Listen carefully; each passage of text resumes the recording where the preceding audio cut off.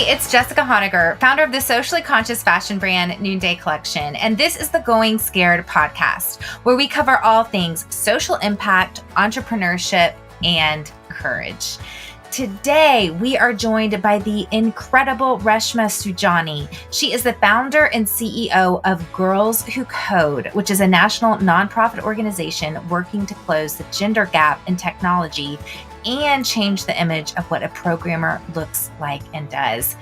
Y'all, Amelie asked for Legos as a 7th grader, and I was so thrilled. So we cover some of that today. How can we raise girls who are interested in science and math and close that gender gap?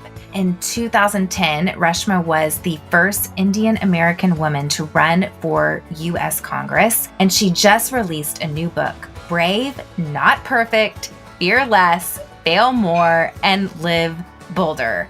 As you can tell, we are kindred spirits, and I can't wait for you to give this show a listen.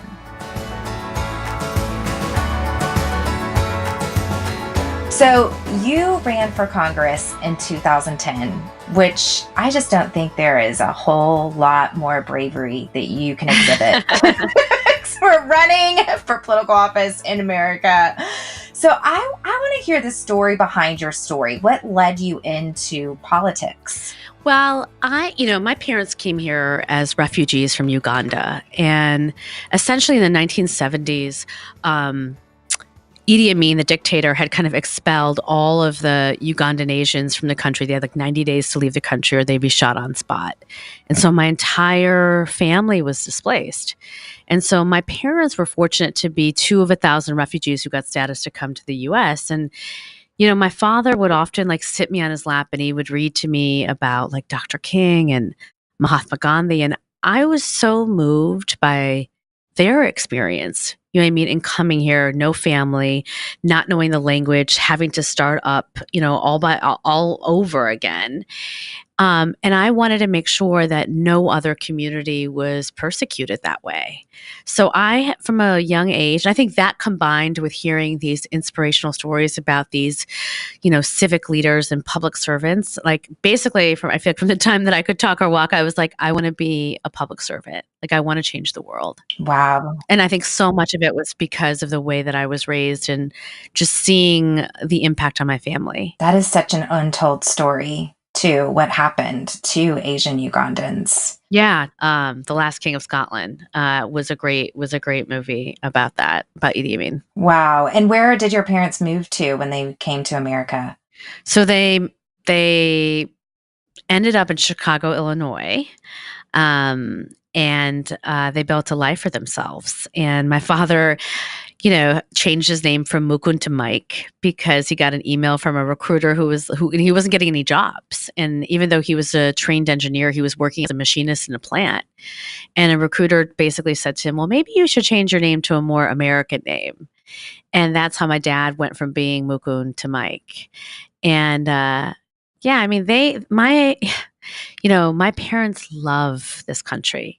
And I love this country, and they are so grateful for it saving their life and for giving them a chance and getting their children a chance to kind of achieve the American dream. Wow. Did your parents speak Lugandan? Swahili. Swahili, okay.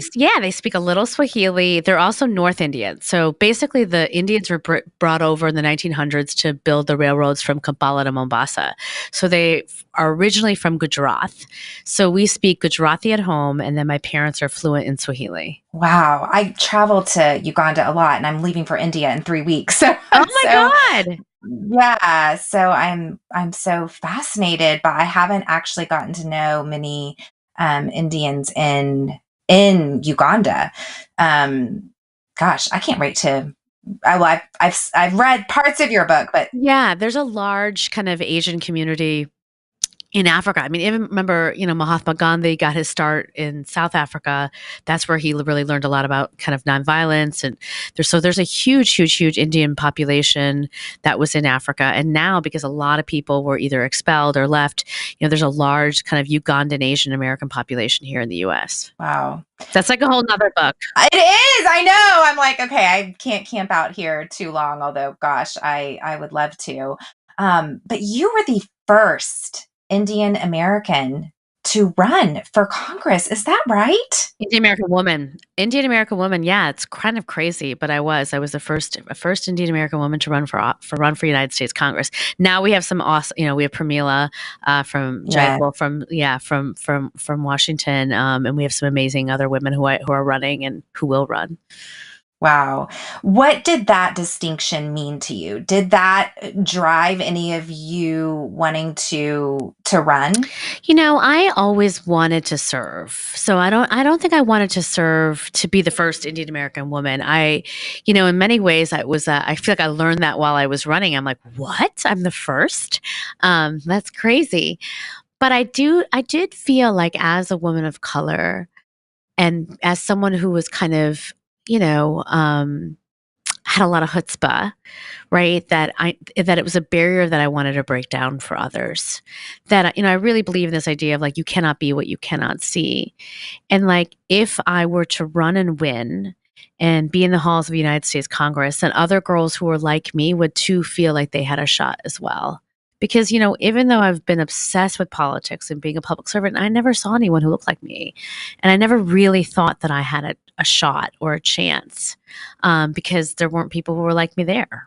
And I think a lot of little girls, feel that way from different cultures and different backgrounds that don't have representation in Washington. Yeah, absolutely. So you cannot be what you cannot see, and yet you didn't have anyone that you saw. Who were some of those women that catalyzed you, or did you have women that catalyzed you? I mean, I love Hillary Clinton. I've always loved her. I started working on campaigns when I was about 18. I got a chance to intern in the White House, and I remember seeing her. I got a chance to go see her speak in the Rose Garden, and she was giving, a speech about children, and I was like, "Who is this woman? She's amazing." And I kind of fell in love with her and watched her career, worked on her Senate campaign, worked on both her presidential campaigns, and, got to know her. She invested in me and my leadership. But, more so than that, like, I think just as a strong woman, who's trying to, break barriers, I think just watching the way Hillary kind of like dusts off that pantsuit and like keeps going and just, you know what I mean? Like gets punched in the face every single day, but like she keeps going. And I think for a lot of us, we need to see women who are able to do that. And I certainly feel like I watched her and learned from her resiliency and bravery. Absolutely. So from politics to coding. Yeah. Not a journey that you hear about often. So tell us a little bit about how your experience running for office led you to start Girls Who Code. Yeah, because I was terrified of math and science growing up. Even though I had two engineer parents, I swore like my father fixed choo-choo trains. Like I had no idea what he did. I always, thought that because math didn't come easily to me, and I talk a lot about this in my book, Brave Not Perfect, that I had this kind of fixed mindset that you were either good at something or bad at something. And I got it in my head that I wasn't good at math. And, my journey to creating Girls Who Code was less about coming at it from a passion or love for coding and more about the fact that I knew that these jobs created economic opportunity, right? For girls like me. I don't know about you. I've had a job since I was 12. I've worked everywhere from like dog walking to Baskin Robbins to retail. And when my father would talk to me about what I should do in my life, he talked about it from the chance of like, be a doctor, be a lawyer, be an engineer, because those jobs pay really well and your entire life will change. And I knew, in seeing it through my campaign that like technology was starting to be this huge industry and there was all these companies that were coming to New York City, but we weren't teaching our kids and we certainly weren't teaching our girls. So my passion about the topic really came from being an activist and came from the perspective of economic opportunity and creating economic opportunity for girls and for women. Can you speak a little bit about the root of the issue? Because I grew up and my verbal scores on my SATs were like triple that of my math. Yeah. And so I did have this sense that like, I'm not good at math. I had an older brother and he actually is brilliant, and he went on to get a chemical engineering degree. And I did have that sort of stereotypical, I'm a verbal girl, I'm not a math girl. Is that where it all starts? And what's it like now I today? write about this in my book. I mean, like, look, I think at age 30 months, girls will build very low structures that have a story with them when they're building blocks, and boys just kind of build high and they just crash them down. And I think from a young age, girls are protected and coddled, whether it's, in the playground or in the classroom. I tell the story about the CS teacher in my book, Brad, who will say, when he's teaching his kids how to build network cables, if the boys come to him and the cable's wrong, he'll just take out a pair of scissors and be like, and cut it and be like, nope, do it again. He can't do that for girls. For girls, he used to be like, okay, you did this part right. Now do that part over. But he has to give them some amount of praise and some amount of, basically, patting them on the back, because if not, they'll take it personally. And I think so much of that, again, is the way that we're raised. And the thing about math is it's challenging. It's challenging for you. And I'm sure it was challenging for your brother, right? But you may have felt like immediately, because it didn't come to you right away, I'm not good at it. Whereas because he's been raised from the time he was 30 months old to sit with challenge, the fact that it may not have come, quote, easily to him didn't deter him from trying and trying again and trying again and trying again.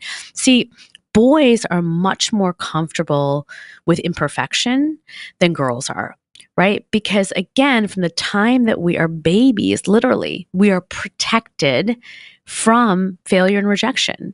And we are applauded, saluted, you know what I mean, praised Right. for being perfect. What are some of those things that we can do as parents? I'm a parent of 3 kids. I've got 2 boys and a girl, and my girl's in the 7th grade, and she asked for like a giant Lego set for Christmas, and I was Yay. so happy. I was like, yes. I mean, and it was expensive, and I was like, we're doing this. Like, you still want to do Legos in the 7th grade? We're doing this. What are some of those things that as parents we can do to acknowledge the stereotype and help our kids overcome that? Yeah, I mean, I think the first thing is let them tinker, let them take things apart, let them get really dirty. I see this, my son's 4, and like, it's just today I was like taking him to school and his lips are chapped, and I'm like, you look like a mess. You know what I mean? His hair's all greasy. He's like my little pig pen. And when I see his friends that are girls, the moms are like, the minute something, a squeezy spills on them, the moms are running to the diaper bag to clean them up. Their hairs are in perfect bows. They're in matching outfits. God forbid, right? Their lips are chapped. But, we are constantly fixing and coddling and, you know what I'm saying, our girls. And we just don't do that for our boys. And think about that. If you're fixed and prodded over from the time that you are 3, by the time you're 13, you're like a mess. So I think the first thing is just let your girls be, let them get really dirty, let them.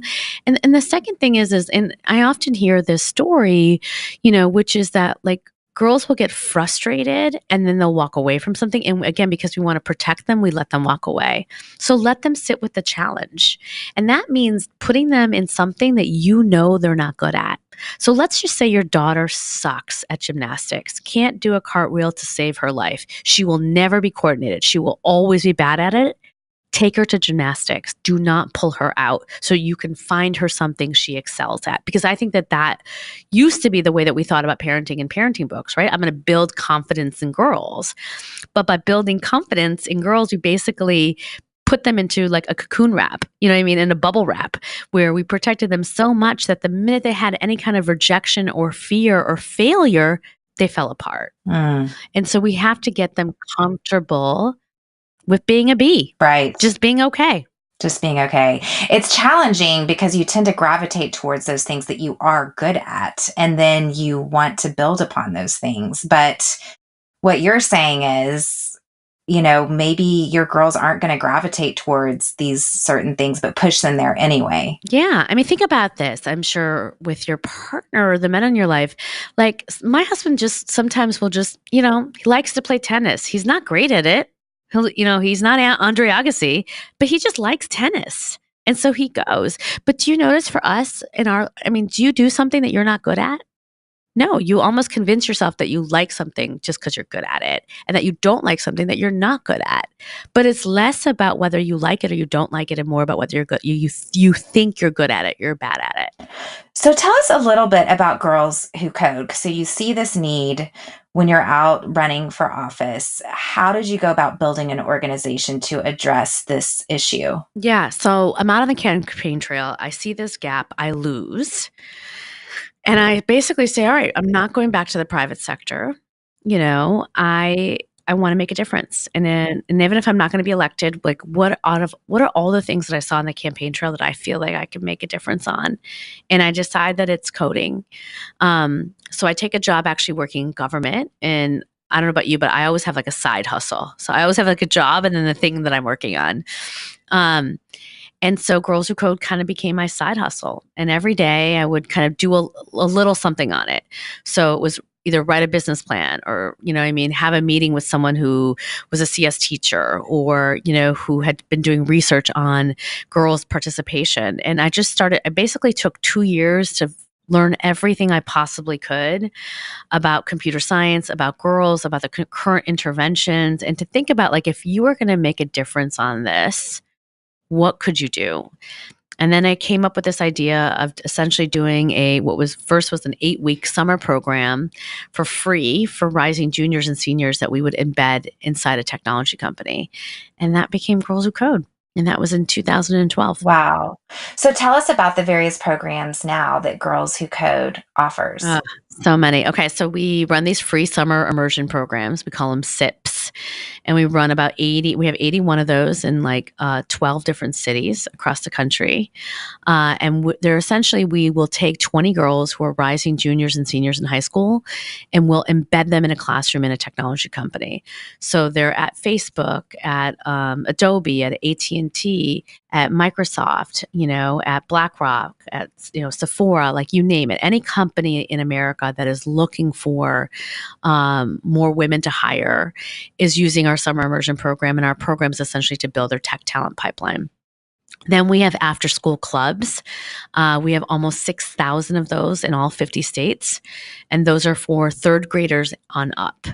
And they happen kind of after school in community centers and churches. And those clubs are now happening globally too. We're launching them in Canada, UK, and India.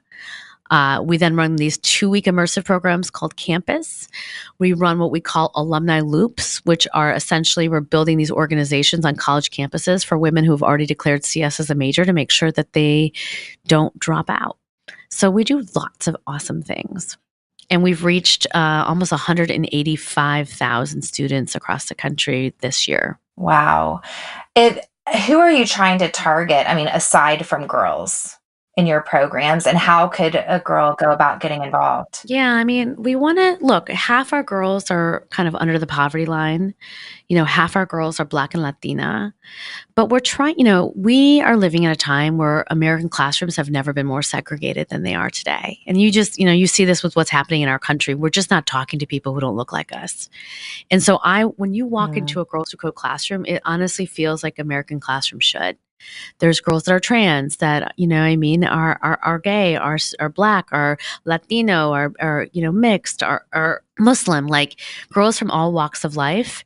And they're learning from each other, and they're building products together, and they're changing the world together. And that idea of sisterhood, of bringing together kind of girls, again, from all walks of life is really important.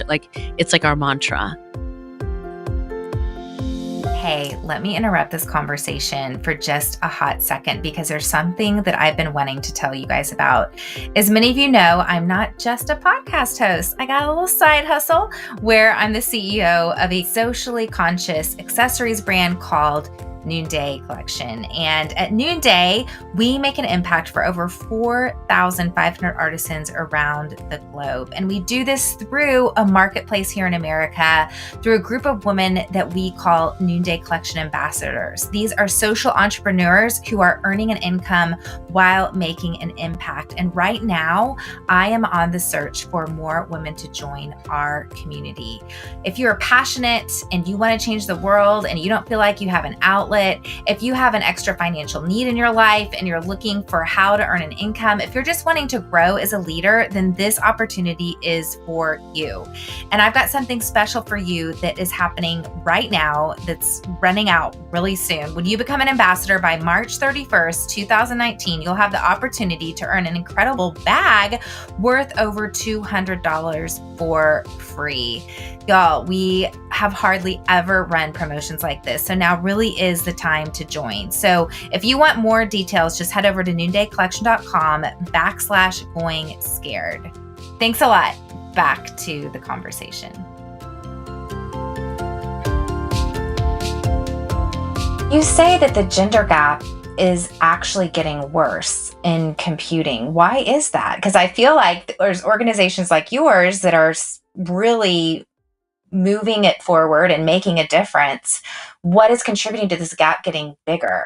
Well, I should say if we don't do anything about it, it's going to get worse. I do think that Girls Who Code's making an impact, and we're seeing the change happen. We did a report with McKinsey that we feel like by 2027 we can close the gender gap in entry-level jobs in technology. But I think, one of the things that's interesting about this industry is that you used to be very close to parity. So if you walked into a gaming camp with your daughter, for example, in the 1980s, it would have been half boys, half girls. If you walk into any computer science classroom today in the country, it's going to be less than 20% girls. So at a time where technology has become everything about the way that we live and work, we essentially have been pushing girls. Like, it doesn't make sense. And I think so much of that has to do with culture. Like in the 80s, you kind of saw the birth of the programmer. You started seeing movies like Revenge of the Nerds and Weird Science. And like when we started creating this myth that to be a programmer, you kind of had to be like a white dude in a hoodie sitting in a basement somewhere. And so girls looked at these images and they're like, oh, that's not for me. That's not cool. And we literally turned them off. And so now we're trying to turn them back on. And that's so much of the work that we do. So, we take this perspective and is that, girls want to change the world. And so show them how coding is relevant to the thing that they care about. Maybe they care about climate change. Maybe they care about fighting against bullying. Maybe they care about, making sure that there's, a cure to cancer, right? Like find the thing that deeply moves them and then teach them how to code to solve that problem. And we found that going about it that way, like girls get excited. Wow. It's so interesting because I wouldn't naturally connect coding with some of those things that you just mentioned, but that is the key. I know, it's true. It makes sense, right? Yeah, totally. It's really dangerous though, right? When you think about the role, how quickly we're automating jobs. Like, go to the airport now and there's basically robots. Taking care of everything. And think about also like the effects of artificial intelligence and data sets and that they don't include women and people of color. And so it's dangerous now that we're not in the room. And it's less of why aren't girls there? But it's more like we got to do something about it, and we got to do something about it fast because things are changing rapidly. Right. And we have to adapt and especially create opportunity for those that have been left out. So you wrote a book on top of everything else. And I absolutely love the title because my book's called Imperfect Courage and yours is called Brave, Not Perfect, Fear Less, Fail More, and Live Bolder. And I'm curious, why this book and why now? Yeah. So in 2016, I got asked to do a TED Talk. I told you I led my first march when I was 13. I've spent most of my life fighting on issues that affect women and girls. And when I looked at the state of women in 2016, nothing had really changed, right? We were still less than 20% in Congress, less than 20% in Fortune 500 companies. You weren't seeing a plethora of female venture capitalists or startup entrepreneurs. Things weren't changing. And so I wanted to take a look at my girls and to see if the answer lied within them. And, there was a story that a teacher told me about how, when she was teaching a student to code, that when, during the first week when girls were learning coding for the very first time, that a student would call the teacher over and she'd say, I don't know what code to write. And the teacher would look at the computer screen and she'd just see a blank text editor. So if she didn't know any better, she would have thought, well, oh gosh, this student spent 20 minutes just staring at the screen. She didn't even try. But when the teacher pressed undo a few times, she saw that her student wrote code, but then deleted it. So she didn't want to show the teacher her work because it wasn't perfect. And I heard the story over and over and over again. And so I came up with this kind of idea that like we are raising our girls to be perfect and we're raising our boys to be brave. And that if you started to teach girls to be imperfect, if you started to teach girls and women to be brave, what would the world look like? And I thought the world would be more joyful, that we would have less regrets, that we would get out of those toxic relationships and, you know what I mean, start those companies. And when we get cut off in line at the Starbucks, we would tell them what we really thought. And not only that, I thought it would basically, because of all this toxic perfectionism, we have this bravery deficit in leadership. And that if we could teach girls to be brave, we would close that gap. So I gave this talk, and that's all I wanted to do was give a talk. I wasn't intending to write a book or do much more than that. And it went viral, and millions of people watched it. And I would just get like literally hundreds of emails or texts or DMs from dads, from moms, from women, from girls all across the world saying your talk moved me. And this is my brave, not perfect story. And so I spent about a couple years, 2 years, really writing this book and saying, is there something there? Do I believe that I can come up with a philosophy about living a brave, not perfect life and rewire women to live their best life? And I found out that the answer is yes. And so my baby is going to be born on February 5th. And I'm really excited. I don't think I've been this excited about something since I launched Girls Who Code. It's awesome. It's so awesome. And I know for the book, you interviewed hundreds of girls and women from around the country. And you shared your vulnerability as well from your own stories. Aside from imperfection, what are some of the other clear themes that just jumped out at you? Well, I think it doesn't matter whether you live in Arkansas or you live in New York City. We all basically suffer from perfectionism. Some of us don't think we're even, you know what I mean, perfectionists, but we really are, right? And sometimes when we're younger, it's worse than when we're older. And I think the older we get, the more we're able to kind of let go of this. I found that across the board, it's causing a lot of anxiety and unhappiness. Women are 2 times more depressed, you know what I mean, than men because of their trying to live this perfect life, and that it's holding us back. And that the third thing, I've created this Brave Not Perfect challenge. The third thing I learned is that you can unlearn it, that there are real strategies that you can employ in your life that can make you more brave. Now, that doesn't mean you're like one and done. Like you will fall on and off the wagon.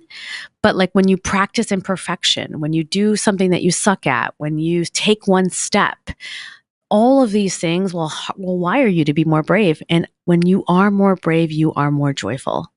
So let's talk a little bit about some of those strategies and what are some that you have had to employ? Because I know we often teach what we need to learn. So what's been your journey of overcoming perfectionism? Well, I think the first thing is about practicing imperfection. So like I always say, like send an email with a typo in it. And like people gasp, like, no, I can't do that. But I'm like, just try it. Like if you probably get an email from me, there's definitely a typo in it. And I've made a ton of spelling mistakes and you will read it and be like, okay, but you won't think I'm less credible. And I think women really think that if they send an email with a typo in it, they will be taken less seriously. And the amount of time that we spend writing and rewriting and writing and rewriting and writing and rewriting when we could be doing something else is crazy. Right. And so there's, I spoke at a bookseller conference last week, and for them, the big thing was like, oh my God, I could never put an out of office email, even when I'm sick, because then people won't take me seriously as a small business owner. So for them, it was put an out of office email up. You know what I mean? Practice not being perfect. The second thing I've really been getting deep into is this idea, again, we talked about this, about doing something you suck at. Like don't know how to swim. I am terrified of cold water. And I have been taking up surfing, and not to get good at it. I will never be good at surfing, but to base, and every time I'm on that beach, Jessica, I'm like crying, right? Like I don't want to go in. I'm frightened. I have all this like stuff in my belly, an hour before I'm about to go. But, and most of the time I don't get up on that surfboard. And for me, this kind of type A, ambitious, straight A student, that's hard, right? But it feels so good and freeing and liberating to do something that you suck at. And again, not for the sake of getting better.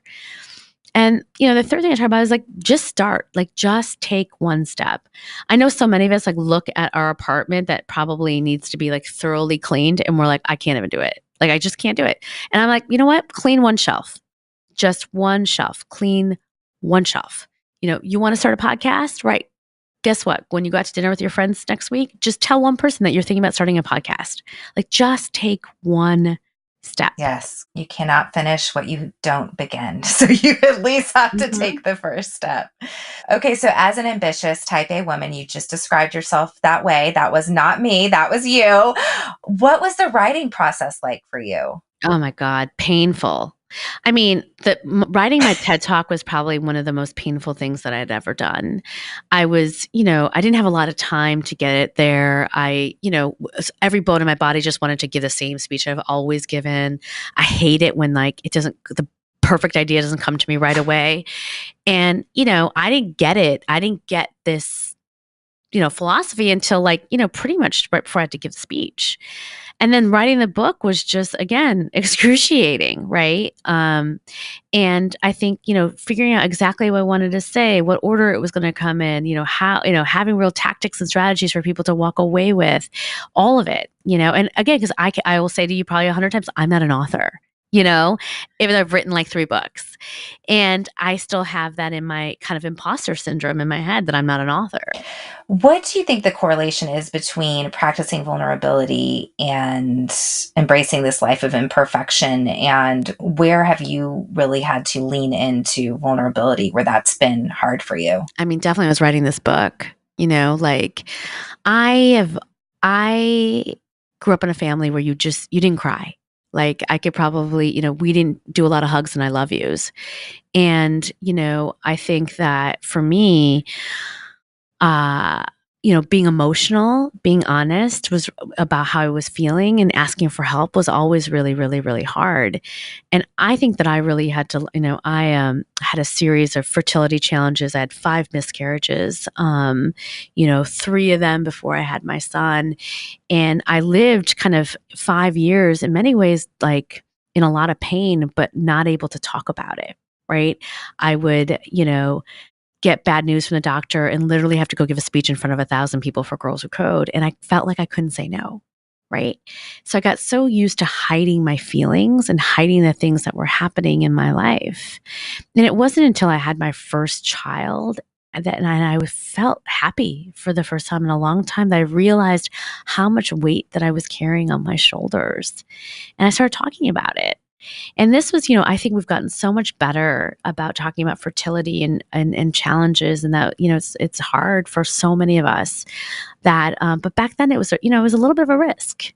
And I remember I would like a reporter would talk, we'd be having this conversation and I would talk about it, and then she just wouldn't include it in the story. Right. And she probably thought she was doing, helping me, not kind of airing my most personal moments. But, I think that I've always been someone who, I would say God never gives you more than you can handle. And I always felt like I could handle a lot. So God gave me a lot. And I think part of that is because I do feel like this kind of deep sense of spirituality about sharing pain and sharing challenges, because I want other people to learn from mine. I love this quote by Maya Angelou where she says, there's no greater agony than bearing an untold story inside of you. And I'm curious, I mean, when I imagine even the life that your parents lived and the being expelled from their homeland, has this opened up communication with your family that you didn't have before as you have embraced being more vulnerable? No, it hasn't, and it should. I think for them, I don't think, when they came here, they were probably in their late 20s. And I don't think they felt the privilege to be able to kind of feel or to share or to grieve or to be, and so I think sometimes I was talking about this with someone else the other day. It's like sometimes, again, if you take my hack on failure, which is like to grieve about it and move on, sometimes not talking about it is the only way that you deal. And I think for a lot of immigrant families that we have a lot of secrets, because people just don't talk about what happened to them or how they felt, because to do that is to live it again, and that's too painful. So my mother, I remember I had this, I was asked to do like one of those, what does Reshma Saujani do on a Sunday in the New York Times? And I was breastfeeding, and I basically said to the reporter, like, I'm happy to do this, but the photo I want is of me breastfeeding, because honestly, at this moment in my life, that's all I do. And it was a real challenge for them. And they ended up posting the picture, and my mother wouldn't talk to me for like 6 months because she was like, how can you post a picture of you breastfeeding? Because in that, for us in the Indian community, it's like, you do not put yourself out there like that. And so I think they think I'm very strange about like airing all my business, you know what I mean? All the time. Okay, so this is a new way of life for you. You're saying because how old is your first child? He's 4, almost He's 4 in a 4. week. So really this has been in the last 4 years, this life of I'm going to embrace imperfection, I'm going to embrace vulnerability. What have been the benefits of that for you in your life? Yeah. I mean, I would say for me, I think I started after my campaign loss, because I was actually thinking about this. I mean, Well, that's huge. yeah, because I think that was the first time that something that I wanted didn't work out, and it was such a public failure. Like when you lose for office, everybody knows. And it's also harder for someone like me because people kept coming up to me and being like, are you okay? I'm so sorry. And I just hate when people feel sorry for me, right? So that was hard. But I also, like, when I reflected back on that race, from the way I wore my hair to how I dressed to like the memorization of my speech, like I wasn't me in the true sense of me. And so I think that is what kind of started this, like, you know what I mean, unraveling of the perfect Reshma. And I took more risks, and I said what I thought. Now, granted that's often gotten me in trouble, because I sometimes am too, you know what I mean, open with exactly what I think. But it's been really freeing. Like I feel like when I wrote this New York Times op-ed about about Ivanka Trump and computer science education, and like that was a bold move, you know what I mean, to write an op-ed about calling the administration out. And I feel like I'm in the place in my life where I can do those things. I can speak truth to power. I can be bold, and that doesn't mean I don't get in trouble for those, or I don't get reprimanded, or I don't pay a price. But I am sure as hell not going to live my life with regret and feel like I'm silenced. I feel like it really is about embracing that authentic self. And once we embrace that authentic self, we get to experience the joy of connection, being connected to ourselves, and then getting to experience connection with other people. And that is the fruit of embracing imperfection. So I'm glad we met now, because I'm really into authenticity. So Yeah. I love your message. I also don't think you can live any other way. Like I actually think if you are, whether you're trying to do anything in life, I don't think people have a lot of tolerance for fakeness. I just don't think they do, especially in the way that people live on social media. So, it used to be like live authentically. And that was in some ways brave. And I wonder if it's just normal now. I think sometimes people can even pretend to be authentic, though, too. I think it takes a lot of work to really dig in and discover who you are, and being willing to be that person no matter what environment that you're in. I mean, I think that is brave. It's not easy because we've been conditioned in such a way. And that's what I mean. Like, in some ways, I feel like it's much easier for men, and they do live and feel and say authentically. Men have no problem telling you exactly what they think. You know what I mean? Whereas we're always, oh, I'm sorry, do you mind if I, right? The amount of qualifiers that we say as women in just in a day. Like someone will bump into me and I'll say sorry. Right. And so it's just a lot of that is like, it's reprogramming, and whether you're a feminist or not doesn't matter. Right. Like we still mess this up with our daughters now. And so that's, I think, the challenging part. Yeah. Stop apologizing. Stop taking things personally. I think we're so worried about offending people. We're worried about getting offended ourselves. And it is a different way to live. It's like a level of surrender and surrendering your ego as well. But it's freeing. It's definitely freeing. So this is called the Going Scared podcast, where we define courage as being scared and just simply going anyway. And it's all about leaving perfectionism behind and just taking those steps, as you talked about earlier. So someone who's dedicated so much of yourself to freeing women from perfectionism so they can go, how are you going scared right now?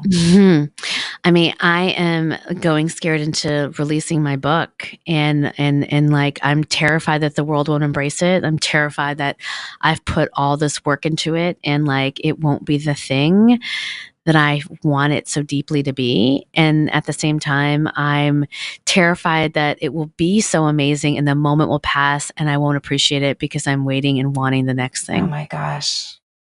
Yes.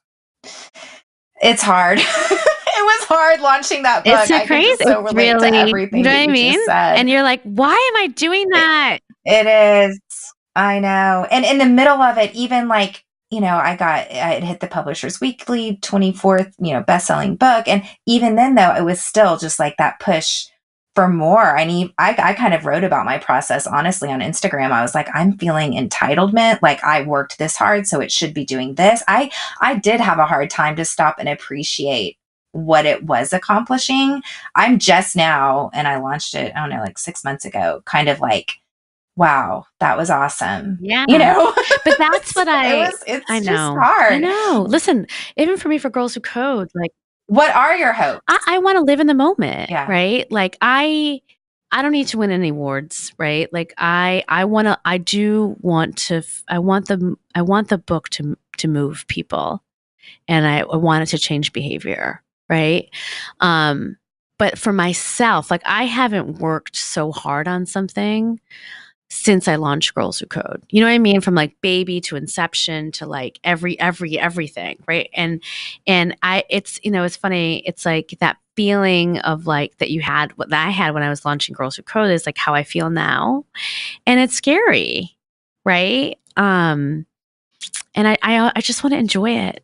I really just want to enjoy it, because I feel like sometimes I'm just moving from one thing to the next thing, one thing to the next thing, that I never get to sit and be like, and I want to be present. What do you think you can do? Like, what helps you practice presence when you do have that tendency to just go on to the next thing? Oh, my conversations with myself and God at night. I mean, meditation, I think praying. I also think reminding myself, like, like when I get off the wagon, which, I think it's normal. I think I am really self-aware. And I spend a lot of time working on myself. And so I know what my tendencies are and what my weaknesses are. Everyone knows them, who works with me, because I'm honest about them. And so, yeah, I think it's just a constant process. It is. Well, my hope for you is that you can appreciate the journey, and I know you will have moments of deep appreciation.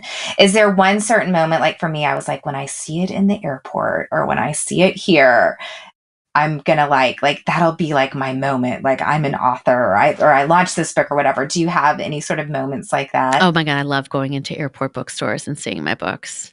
And it's so funny because you'll walk in and be like, do you have the Girls Who Code book? And they're like, yeah, you wrote it, right? Because like the only people who walk into like airport bookstores looking for like children's coding books are authors. Yeah, it's amazing, right? I mean, it's we were blessed. We're blessed to do. I feel very blessed to do the thing that I love. All right, so I think we all just got permission to not spell check. Okay, I'm kidding a little bit, But it is interesting to think about not just constantly reworking, redoing until you feel like you've reached this place of perfect.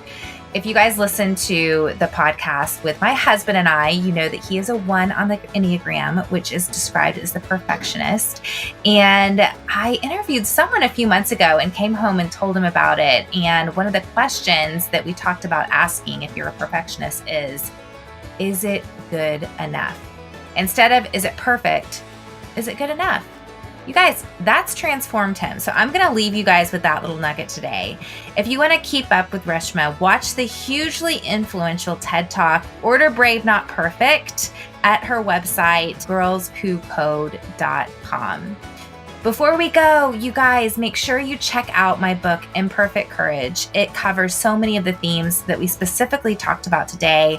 And I would love for you to review and rate this podcast so that more people can have access to this conversation. Our wonderful music for today's show is by my good friend Ellie Holcomb. Going Scared is produced by Eddie Kofoltz, and I'm Jessica Honegger. Until next time, let's take each other by the hand and keep going scared.